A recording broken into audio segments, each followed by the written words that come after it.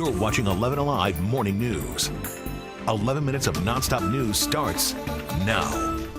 And we start your 11 minutes of nonstop news with what we all are thinking about. This hot weather continues as we head into the weekend. Chesley, wow, Father's Day weekend is going to be one to remember. Oh, absolutely. It's going to feel much better over the weekend than it has been this last couple of days that we've been experiencing this major heat. We still have the heat advisory that's going to be in effect through this afternoon and this evening. Had a couple thunderstorms through the overnight. They're getting out of the way. The clouds getting out of the way as well, so we'll keep the sunshine in place. Now, take a look at your hour-by-hour forecast. It shows temperatures into the 80s, well into the 80s by the time we get to 9 o'clock this morning. 92 degrees by noon. On our way to 98 for an afternoon high. 20 to 30% chance for scattered showers and thunderstorms this afternoon as well. Some of those could be on the strong to severe side. Back to you. Well, you know you're a true music fan when it doesn't matter how hot it is. You are going to the concert. There's a big event at Truist Park this weekend. Ariana Manise is live with more on the plan to keep people safe in the heat. They need a splash pad out there or something, Ariana. Yes, I think so. So we know it's expected to be a busy and hot one here at the Battery. The Zac Brown Band, they will hit the stage tonight. But before showtime, officials here at Truist Park, they're already laying out ways to keep fans safe and most importantly, cool. Take a look at your screen. These are some of the safety precautions that you can expect to see here at Truist Park.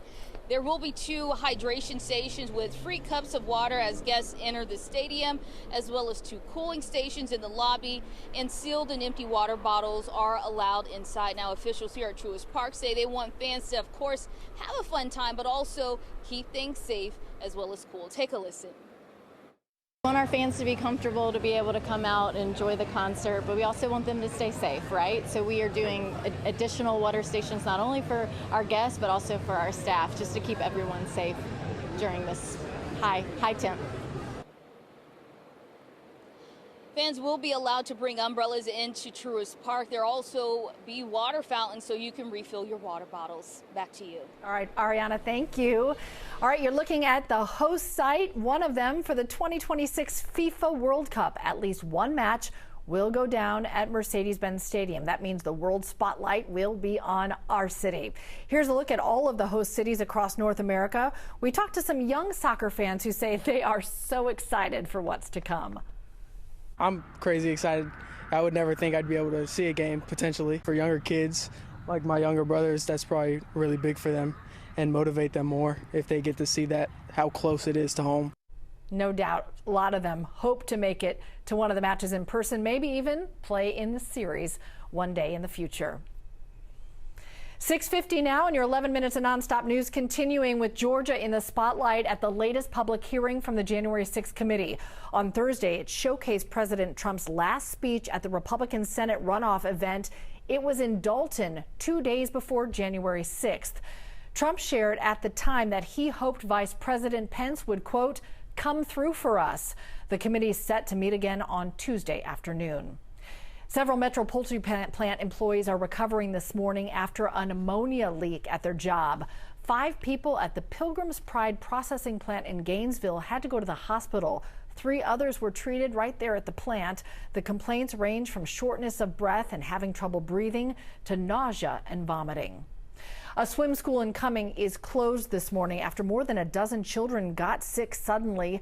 Molly Oak has more on what's next for the school, which has several locations across the metro.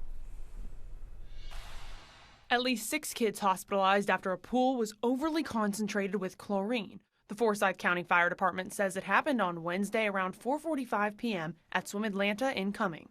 There were a number of them that were vomiting because of the exposure.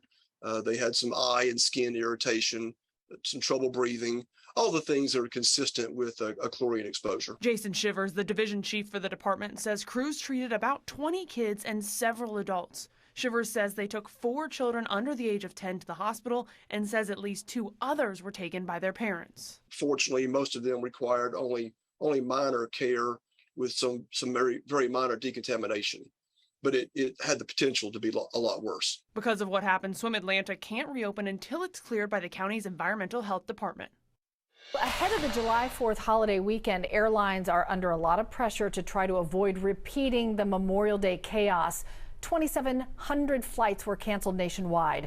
NBC's Tom Costello has more. This is the very busy summer travel season, as you know. July 4th, an exceptionally busy weekend. And right now, the airlines are averaging about 2.3 million passengers every single day. That's a big number, and it's almost at 2019 numbers. Coming up on the Today Show, we're going to hear from Transportation Secretary Buttigieg what he said to the airlines and the chances that we'll see any problems this summer and the critical choke point that is Florida. Coming up on Today. All right, Tom, thank you. 6:55 now. Here's a look at what you need to know before you head out the door. Children under 5 could get one step closer to a COVID shot today. The CDC panel is scheduled to talk about the Moderna and Pfizer vaccines for kids in that age group. Then they're planning on voting on the shots tomorrow. If they recommend them, the earliest these young kids could get the shots is Monday.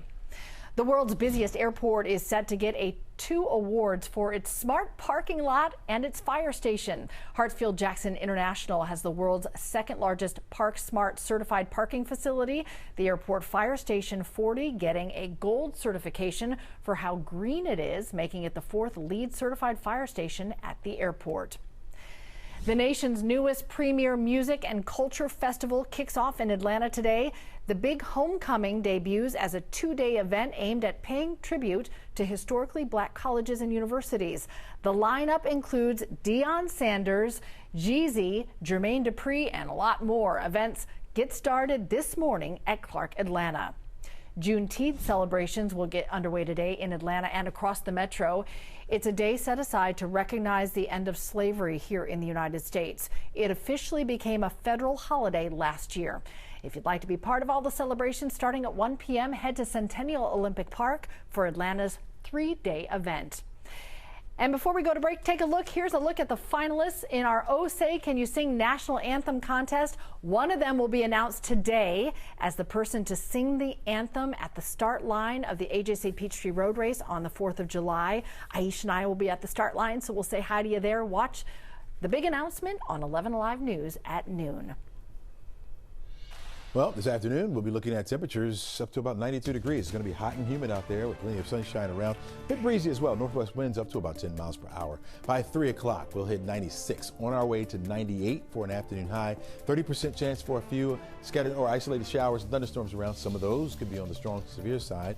They'll start to subside around the 6 o'clock hour. In fact, should be out of the way by 7 or 8. 94 degrees by 6. Happy Father's Day, Jerry, Chesley, all the fathers and father figures out there. We hope you have a great weekend.